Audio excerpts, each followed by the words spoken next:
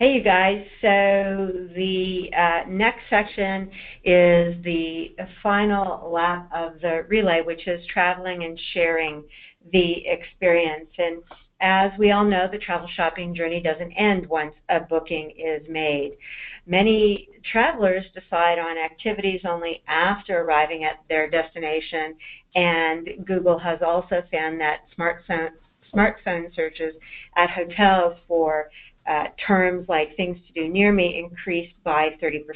So it's really important to provide information on your website that helps guests build their itinerary once they arrive. So encourage them to share their travel experiences, because that's an important part of the shopping journey. As we've already talked about, customer reviews and social proof are also critical, because people care about what other people think. And Focusrite suggests that 50% of online travelers actually have written reviews in the last 12 months.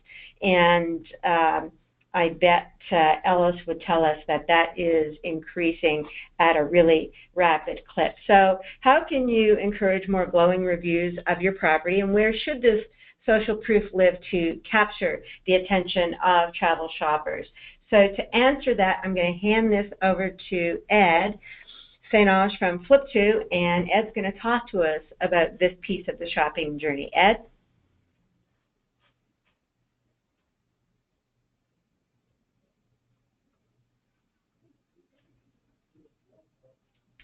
Ed is muted, so we'll just wait for Ed to, there you go. You're live. There you go. All right, so I'm going to talk about storytellers in this section, and that's how I want you to picture everyone today, is we are all storytellers, and it's because modern technology has made us that way. We love to share the highlights of everything we do. And this is more true now than it's ever been in history for us. And a lot of that has to do with how much human behavior has changed thanks to some of the biggest disruptors of marketing and how we speak with each other. So first, we'll start with a shout out to the real disruptors of travel marketing, which are Apple and Facebook, because they fundamentally changed how we record and distribute our experiences. And because of these two key innovations, the average human being today has a larger sphere of influence than celebrities did in the late 1800s. And this has really driven us forward in how we communicate, and has completely changed what's considered private life and what's considered shareable content. So we'll go to the next slide. That hasn't all been upside for hotels. Now there's a whole new part of a hotel's business where they have to worry about the impact that someone can have on their reputation and how much voice someone has. And then also, the expectations of use of technology has required, huge core investments in things like free Wi-Fi. Not all progress is met with 100% roses, but I think overall we're in a better place because of where things have gone. So let's look at how and why travel stories have evolved. So let's look at what it used to be when you traveled. So on the left of the screen here, you see how people recorded their travel experiences in the past. Big clunky camera that had this strange thing in it that was called film that required a lot of work to go and get produced afterwards, so then you could share it with people. And then the torture device below that, which is when you invited your friends over after going on a safari and you forced them to sit through every mundane detail of your trip. And so you look at how things have changed now. On the right, everyone these days is walking around with a high quality camera that also happens to be attached to the internet with a distribution platform right at their fingertips. So that's not just improved the sharing experience, the way people are consuming travel experience has also improved because it's as you choose. I don't have to anymore sit through 1,000 photos of someone's vacation. I can quickly scan and pay attention to the ones I care about and then read the story about it, of what they had to say on comments and what other people thought of it. And this has really changed how we learn, how we share, and how much we share. People take more pictures now than they did before. And a lot of that's just because it's easy. So going to the next slide. So the real impact of that is a single person can have massive reach. So this is Paul Adams. He's the VP of product for Intercom, which is a really cool communications platform. He also used to head up product development at Facebook. And he's got a pretty good audience. He's still not what you would consider an influencer in today's terms, because at this point it was only followed by just over 7,000 people. But he came out with a very famous metric, which is a post on Facebook shared only 3 times reaches over 10,000 people. Wow. And that's an important thing for people to understand, because that shows you how loud our voices are today. And go to the next slide. So this is an awesome opportunity for hotels. So I'm going to give a shout out to one of my favorite hotels in Sydney, which is the Hotel 57. They really understand customer service and how to be hospitable to their guests. And they just recently had reshared an Instagram post where a returning guest, they decided to write in lipstick on her mirror, "Welcome back, Fiona, enjoy your stay." But what they did at the bottom was really clever. They actually put a hashtag 57selfie. Wow. So what did this person do? They hashtagged 57selfie. So this is a great opportunity to make your guests part of your voice. On the right is a more advanced approach to guest content. So the Shores in Daytona uses Flip2 actually to get their guests' content collected and make it something that they actually own. And this is a case of them sharing a guest story. So it's a photo, it's a quote, and all of that. But again, it's bringing that guest story to your audience and understanding that in social. When people follow you socially, they want to learn what the experience is. They're not following you to get email marketing just delivered in this form. They don't want generic messaging. They want to know what's interesting. So what can you do to really make that massive for you? Well, you need to think about marketing differently in this phase. So you need to think about, how can you collect guest stories? How can you encourage guests to tell their stories? And then how can you nudge them to make the stories relevant to what you're looking for? And so again, here's a deeper example of what the Shores has deployed, which, basically before you even arrive, they're talking to you about a photo contest, and they're telling you a theme because they're telling you what they want imagery around. And then they're also displaying past guest imagery, which actually drives higher quality guest imagery to be collected. So you can take a technology approach to this solution.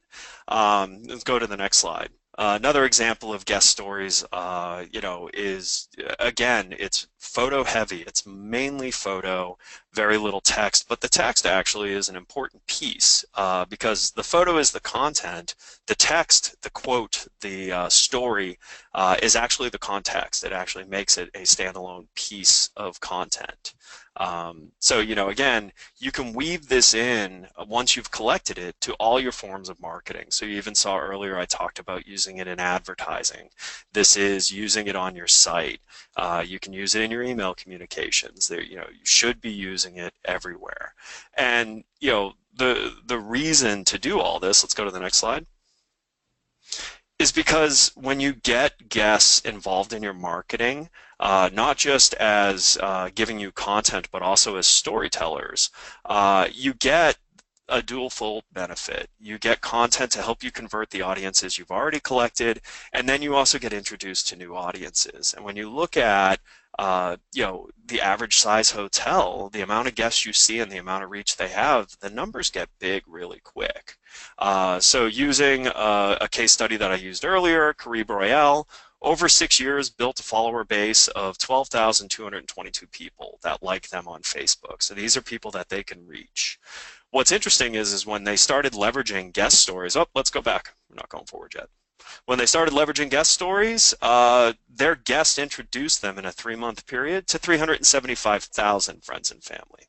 Wow. So yeah, so there's power in numbers. So the key to guest stories is consistency and asking everyone, and asking them at the right time in the right way, and all of a sudden you have a massive distribution channel and the content that goes inside of it.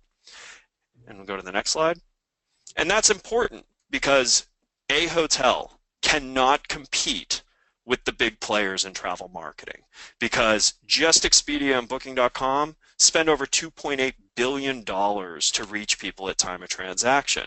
And then they also invest over $500 million, and both of these numbers are per year. And they invest $500 million in their technology to fine-tune their user experience. So the only way you're going to beat them is to beat them at a game they can't play. And they can't play the game of guest stories. And they can't play this game because they don't own the relationship.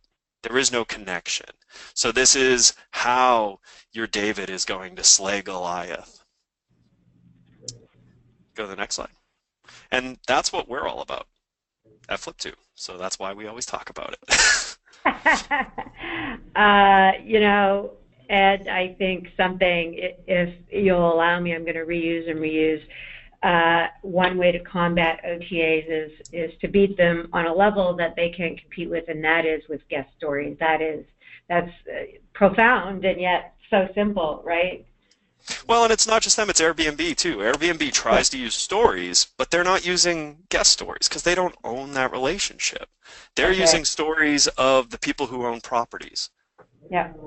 Not the stories of the people who stay there. Absolutely. Good stuff, Ed. And we are going to introduce Charlie Osmond from TripTease. And Charlie's going to talk to us about this part of the journey relative to social. So, Charlie, over to you. I think you'll be on camera there you are. And you'll be unmuted in a second. And over to you, Charlie. Okay, great. Thank you. It's been a really fabulous set of presentations today. I always feel, though, when I go to a conference, that I like a bit of conflict, a little bit of back and forth. So hopefully I can give you a bit of that here on the last one. I said your guy. Yeah, so little tease. So I thought I'd tell you my story because it relates very much to social sharing. So when I started TripTease 4 years ago, our goal was to help hotels increase direct bookings and to make the guest user experience better online. And the way we did that was we created what we call digital postcards. So people at their end of their stay, they would take their favorite photo from their trip and turn it into this fabulous looking digital postcard, which they would share. And people loved it. I can't begin to tell you. We had people going through every single holiday they'd ever taken and uploading a photo and telling a story about where they went. Also, Apple loved it. We were featured as sort of the top travel app of the year. We had hundreds of thousands of people using it within a couple of weeks. We were talked about in the #1 marketing book of the year. It was like really great. People very much enjoyed the sharing. But after, and I can tell you, we sold our house. We spent 2 years trying to work on this, trying to get this sharing to drive bookings. And in the end, we actually came to the same conclusion that the big players in the travel industry have, which is that, well, Glenn Fogel, the guy who bought Booking.com, said investing in social is wasted money. Steve Kaufer, just this last couple of months, said that TripAdvisor, all their connections to Facebook, where you see what your friends shared and where your friends stayed, that it just hasn't driven enough bookings for them compared to the other things they're doing. And so that was our experience. So in the end, we stopped what we were doing because we didn't feel it was having the impact on conversion that we were hoping for. And so what I wanted to say is that I think social has a place. I think it has great value. Don't get me wrong, I'm still a massive believer in what we were trying to do and in the opportunity to get people to tell stories. But I think you need to be very clear about what you can get with this and what the opportunity is with social. So I wanted to just touch on what I think the two kind of key ways to think about social are. Because we look here, here's some Charlie? research. Oh, yeah. Yeah, we put Ed back on camera just because we put it back on camera just to see if he had any thoughts on this revelation you just shared. Sure. Well, it's actually not a revelation. I mean, so here's what's interesting. And Charlie, I was very familiar with what you guys were doing, and you were close, but you were off in a couple areas. And we looked at it because we watched you closely because you looked like you were going to crack it. And a couple of the areas you were off in was when you were engaging. And you were engaging completely disjointed from the rest of the journey with the hotel, and you were engaging as a separate entity than the hotel. And your experiences, like your magazine experience, I thought was wonderful. But the problem is you had two issues. One, your brand was ever present. Okay, so you were an entity in the middle, which freaks out hotels. And travelers don't care. Like, they'll give you whatever you want, but hotels were very suspicious of this because they've been burned by people coming in for one reason and turning into something else. That's, like we're watching that with TripAdvisor right now. The other big piece that, was wrong in the user experience is it was too long form for social. Social is about snackable bites. And then going to where previous investments in social have gone wrong is, first of all, like if you're a hotel and you're investing in social engagement and your answer to where you drive people to on that engagement is your website, you're doing it wrong. Because that is not what people are looking for. You have to understand the psychology of someone who is grabbed by social. So you're grabbing someone who's not even yet decided to travel. So it's a soft touch and a nurture. And then that nurture requires thought process. And that thought process includes understanding behavior and putting the correct things in front of them, and then based on their behavior, moving forward. And then that can lead to trackable transaction. So, we watched you very closely and you were very close. But the couple areas you were hung up in is what slowed you down. So over to you, Charlie. That's very interesting. So I should say that what we started with, which you could see, was he's quite right, long form and included our brand. But we spent a year and a half without any of that. And we came to the same conclusion the big guys did. And I think but I think I'll point out where we're agreeing, because Ed, I do agree, and I do really believe in the importance of storytelling, which is where I was just getting to, was when you look at the inspiration part of the funnel, the inspiration phase, as exactly to your point, when people are hanging out on social media and they're thinking about where they might go and they're dreaming, then there's a definitive opportunity in getting people to share their experiences, share their stories. I have no doubt. That's the key for me, is being very clear, if you're doing this, about what you're getting from it and where in the funnel it will impact people. And I think the reason why, and OTAs are playing a different game from hotels. OTAs are just trying to drive conversion. They're just trying to drive bookings, and it doesn't matter so much to an OTA which hotel you book at, right? It is a different game, and that's why I'm totally with you on what you're doing and the need to tell stories and express why people come to your property.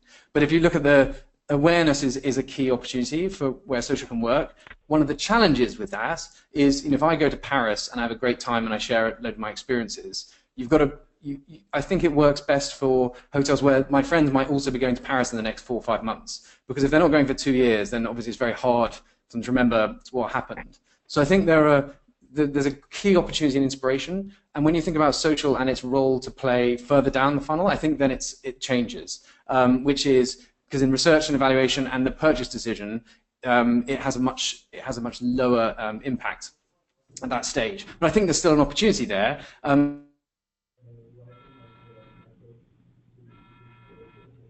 Charlie, you're so frozen. just quickly Charlie, go back like 10 seconds. You froze. Okay. No one can hear you. Okay. So when I think about what can we do with social that drives bookings, gone forward too many. When we touched on it already, right? The reviews, and as you can see, that's where Booking, Expedia, Hotels.com, that's the kind of social proof they're using. They are also using people's names, but I think it matters less who the person is in terms of actually whether people buy. But certainly driving reviews is an important part of social proof. And if you can do that with people's own images, I think that tells the story much better. And again, to your point, Ed, and I totally agree, the objectives of the hotel and the objectives of the OTA are slightly different, and you want to portray a story, and you can do that really well through guest photos.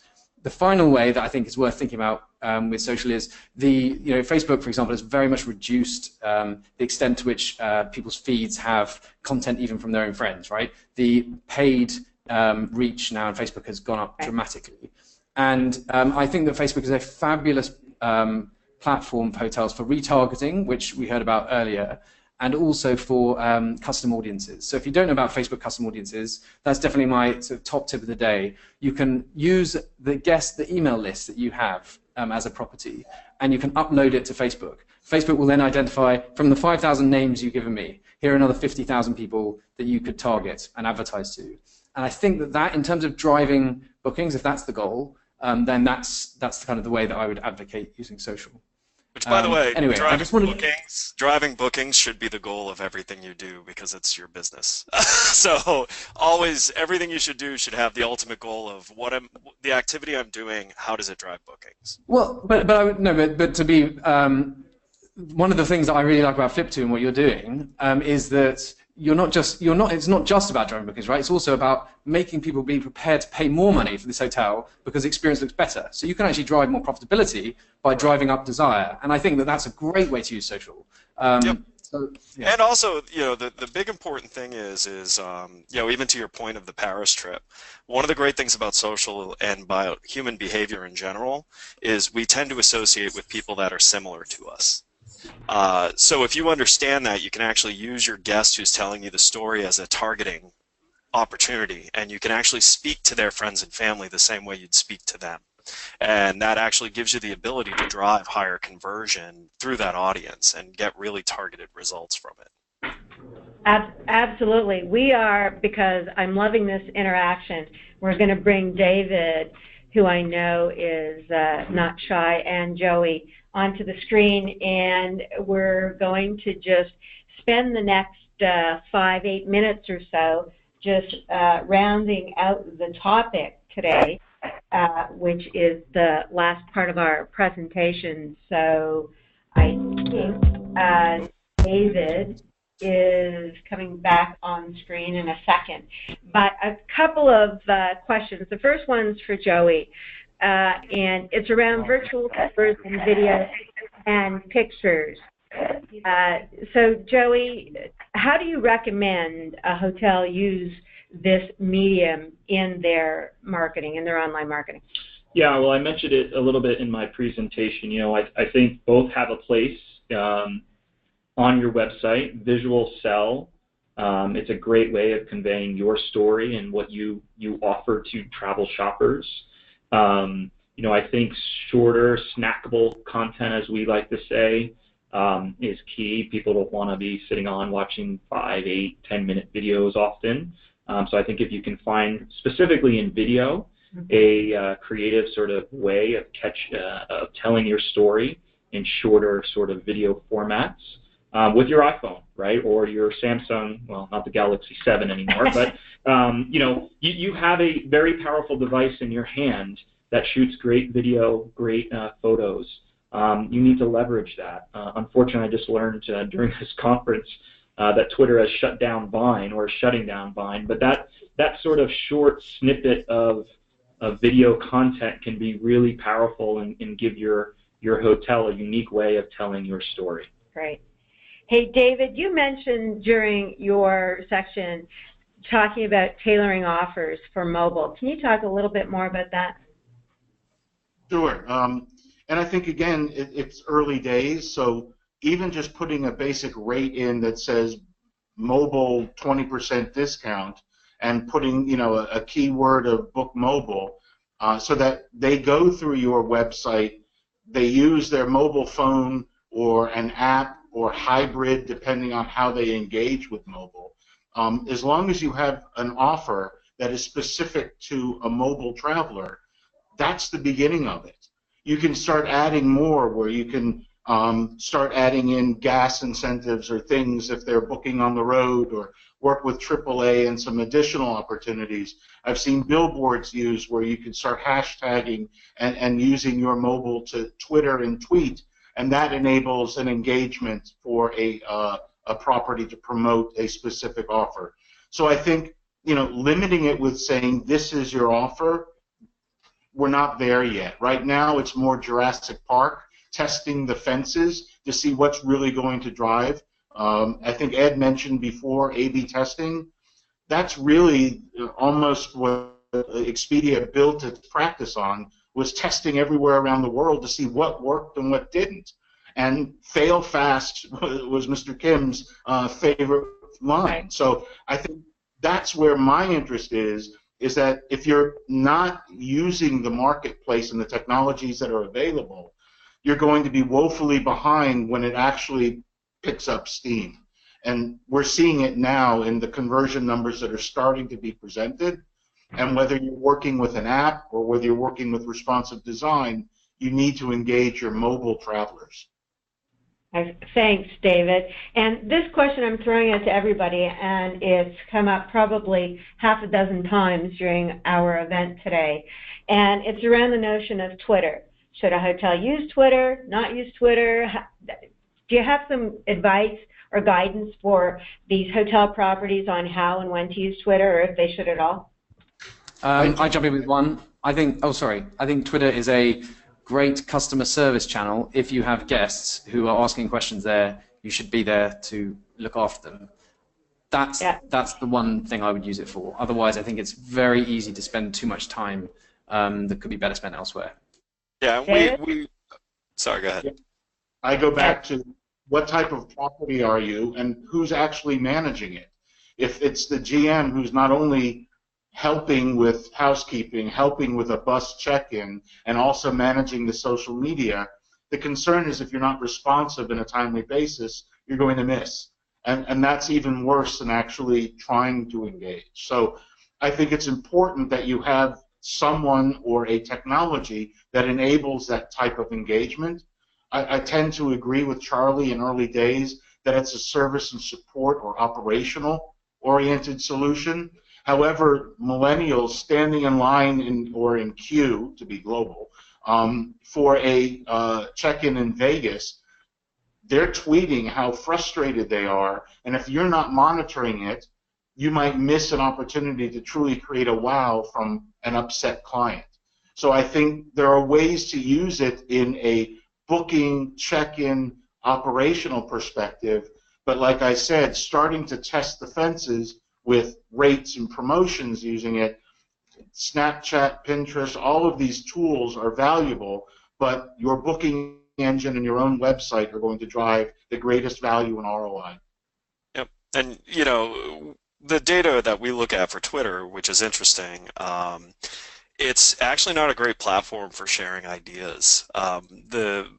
What we see from a web visitor from Twitter, length of time, then abandonment, versus Facebook, versus LinkedIn, versus Instagram, is Twitter, the primary reason people are clicking in on a post from someone else is to see if it's something they want to retweet.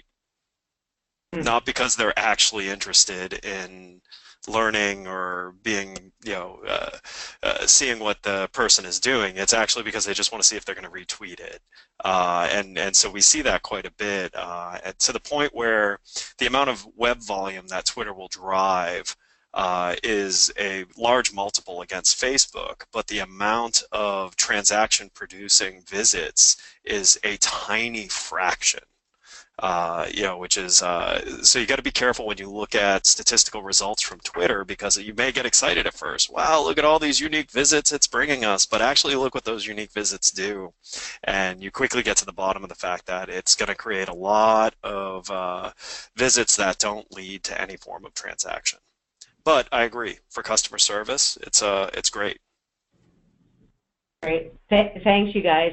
This is a question around mobile, and it has to do with geo-mobile targeting. And Sherry in the audience, I guess, is having a hard time trying to get her head around how to do this. Any advice? And again, I throw that out to anyone on the panel. Go to a vendor that does it for you. Yeah, Because Sherry.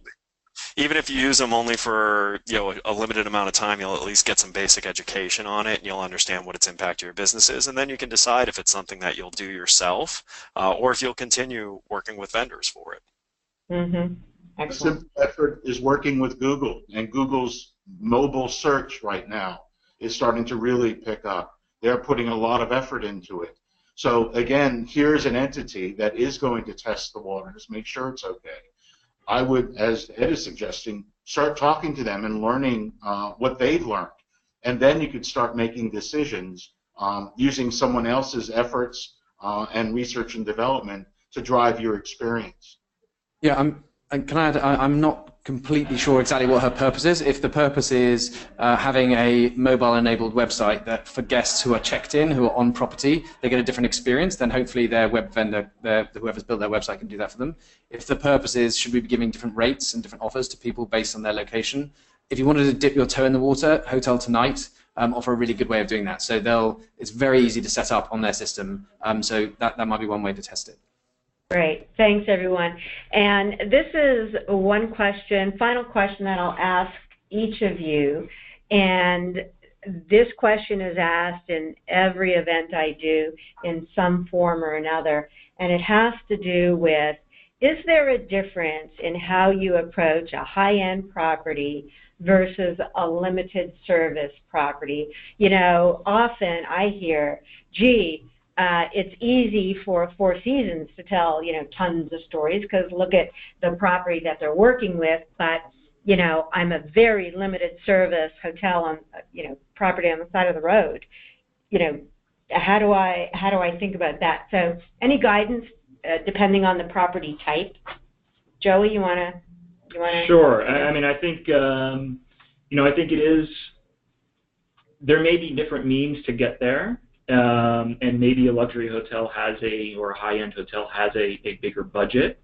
But as I mentioned before, you have a very powerful tool in your hand that anyone can use, and with a little creativity and want to, can really develop your own content and stories. Darlene mentioned the property on the side of a highway. Well, there is a story there. Who are your guests, right? If you understand your target market and why they're staying at your hotel and why they're coming to your location, there is some sort of story there. You just may need to dig a little deeper to ultimately find that. But in terms of actually getting the story out there and developing the content, it's never been easier. Pick up an iPhone, pick up a Samsung or some sort of device, and get started and start trying it. You're not going to know until you actually do it, whether it's resonating or not. So I'd just say, somebody mentioned fail quickly. I think David. Give it a shot, see if it works. If it doesn't, move on to the next thing or try a different story. Great, thanks. David, you want to tackle that one? Yeah, I think the only thing that I'd add in is that hospitality is hospitality. And we're engaging, as Charlie mentioned, human beings. They all have stories. They're all personas. And it's up to you as a marketer, again, whether you're the GM of a small property in Hounslow or you're a GM of a large casino in Macau, how your employees and the customer engage and what goes on in and around your property, those are stories. And how creative you get and how you present it, that's limited by your imagination. I think we went from creating brochureware on the internet, and now we're realizing how engaging the internet can be. And from building your website to the booking engines to chatbots to push to talk, there's so many tools. Adding stories of your guests is just another way of showing the consumers all the value that you provide in the market. And I think it's limited by your creativity only these days. Thanks, David. Ed? Yeah, so I actually think it's easier for a limited service property to do a better job at this than it is for a large-scale, high-end property. And one of the reasons for that, I actually had an inspiration for staying at a property when I was visiting a client, and staying at a Hampton Inn that was newly built, and the front desk person had the time to actually chat me up because there wasn't 1,000 people behind them, and there wasn't, all this other stuff going on. Yeah, the hotel was full, but it was a small hotel, and it was 2 people working the front area, and they just wanted to chat me up, and it was a nice experience. So hospitality is actually easier, I think, to get across in a smaller limited service property than a complex property. Now, the complex property also has the budgets to hire people who do nothing but focus on it. So, I think the approach is different. I don't think the challenge is any harder, easier. It's whatever you're trying to tackle. Just make sure you understand who your guest is and what their behavior is. And if you can understand that, it doesn't matter what you have or don't have, as long as you're delivering on your product and your brand promise, the rest of it just comes along with it. Thanks. Ed, Charlie, any final thoughts? I guess echoing David, hotels are more alike than they are dissimilar. And getting the biggest issue we see out there, I'm sure it's the same for all of us, is hotel websites which just haven't been given any love in the last couple of years, or are counterintuitive, or the hotelier hasn't actually spent time getting guests to sit and talk through the experience that they've seen, try to book. And getting those basics fixed is often 80% of the way there, and that's the same with your high-end, low-end vacation or a business hotel. Excellent. Well, I really want to thank all of our guest speakers today, without whom we truly could not have pulled off this event today. Chris, Ellis, David, Ed, Charlie, and Joey. And again, I've said this a number of times, audience, thanks for hanging with us. You've been great. If you have any questions about today's content, or you want to pursue a subject a little deeper with any one of our panelists today, please feel free to contact them. They've graciously shared their contact information with us. And as I said earlier, we're going to send you a thank you for joining us email with a link to the recording along with the slide deck. So you'll have the contact info. These fine gentlemen will be signing off now, and please know that we truly appreciate your participation today. So thanks again. Thank you for all the work you guys put in putting this together. I really appreciate it. Thank you. We really appreciate it. A few things before we close out this event. Don't miss Leonardo's upcoming webinar. It happens in 3 or so weeks. And we're going to be discussing hotel marketing trends for 2017. Yeah, it's that time. And stay tuned for more details coming in your inbox and on our website soon. And as you exit this presentation today, you're going to see a pop-up survey asking for your feedback about today's event. We really value your feedback so that we can continue to develop more educational materials that are very helpful and very targeted to what you guys are looking to learn. So again, thanks everyone for joining us in today's Digital Marketing Summit. Thursday is the new Friday, so have a great rest of your day or start of your weekend, whatever the case may be. Thanks everybody. See you next time.